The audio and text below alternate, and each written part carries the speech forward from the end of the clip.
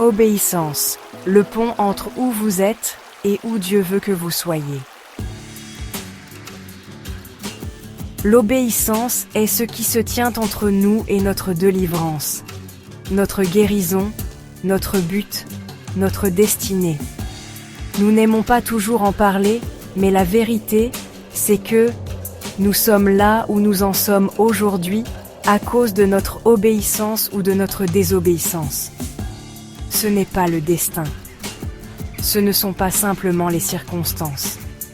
À un moment donné, nous avons soit dit oui à la direction de Dieu, soit choisi notre propre voie. L'obéissance n'est pas passive. Ce n'est pas quelque chose qu'on fait par accident ou à moitié. L'obéissance est active, vivante, vibrante. C'est une vie entièrement soumise à la volonté de Dieu, où nos décisions reflètent ce que nous disons croire. L'obéissance, c'est honorer Dieu avec notre style de vie, pas seulement avec nos lèvres. C'est faire ce que Jésus ferait, dire ce que Jésus dirait, s'il vivait à notre place. Marcher dans l'obéissance signifie faire de la place chaque jour pour la direction du Saint-Esprit. On le cherche pour les grandes décisions comme pour les petites. On l'invite à entrer et on l'écoute attentivement quand il parle. La question n'est pas « Est-ce que tu adores ?» La vraie question est « Est-ce que tu obéis ?» Oui, Dieu apprécie l'adoration. Il nous a créés pour cela. Mais sa parole nous rappelle dans 1 Samuel 15, verset 22. L'obéissance vaut mieux que les sacrifices. Notre Père préfère l'obéissance à la performance, il préfère l'obéissance aux rituels vides, et il préfère l'obéissance aux apparences religieuses. Oui, tu peux chanter plus fort que tous dans l'église. Tu peux lever les mains plus haut. Tu peux même te dire adorateur. Mais si ta vie ne reflète pas un oui à Dieu, tu passes à côté de l'essentiel. Parce que l'obéissance est le vrai son de l'adoration. Soyons honnêtes, la désobéissance semble souvent plus facile, plus rapide, plus séduisante. Elle ressemble à un raccourci vers nos désirs. Mais une fois engagé sur ce chemin, on se retrouve perdu, déçu et brisé. C'est là qu'on réalise. On a écouté la mauvaise voix. Dans le jardin, l'ennemi n'est pas venu avec force. Il est venu doucement, en douceur, avec des paroles qui semblaient sages. Il a remis en question le commandement de Dieu, tordu sa parole, et a doucement mené Ève à la désobéissance. Et combien d'entre nous faisons la même chose? Nous savons ce que Dieu a dit, mais nous choisissons ce qui nous semble juste ou agréable. Puis nous demandons à Dieu de le bénir. Je le sais par expérience. Il m'a fallu des années pour comprendre que je ne marchais pas dans une obéissance totale. Je faisais ce qui semblait bien, responsable, honorable, mais au fond, je savais que je m'appuyais sur ma propre compréhension, pas sur une pleine soumission. Je cherchais l'approbation de Dieu après avoir pris mes décisions, au lieu de chercher sa volonté d'abord.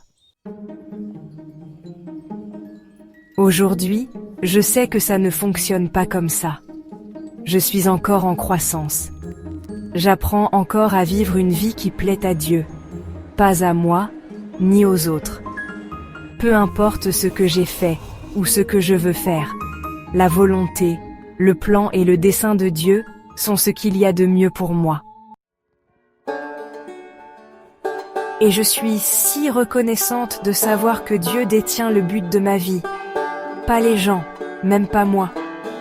Parce que si cela ne dépendait que de ma vision limitée, je passerais à côté de tant de choses précieuses et puissantes qu'il a préparées pour moi.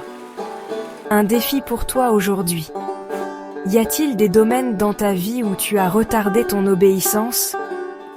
As-tu rationalisé une obéissance partielle en ne faisant que ce qui est confortable ou pratique? Mon ami et une obéissance retardée est toujours une désobéissance. Une obéissance partielle est toujours une désobéissance. Parfois, la chose même pour laquelle tu pries, jeûnes, pleures, t'attend de l'autre côté de ton obéissance. Cette porte fermée, elle attend peut-être ta soumission pour s'ouvrir. Cette prière sans réponse, elle pourrait attendre ton alignement avec la volonté de Dieu. Ce profond désir, peut-être attend-il ta soumission à sa voix.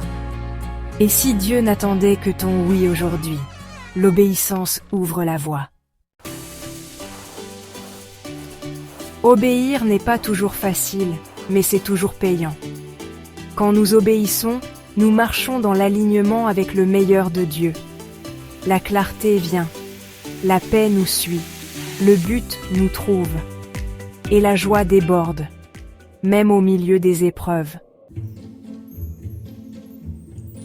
Prends un moment, sois tranquille, demande à Dieu. Y a-t-il quelque chose que tu m'as demandé de faire et que je n'ai pas encore obéi? Puis demande la grâce de l'accomplir.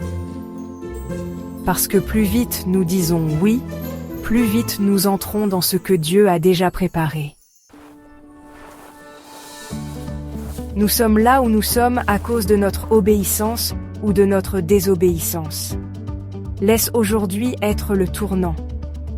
Parce que ton obéissance ne concerne pas seulement toi, elle est liée à ton héritage.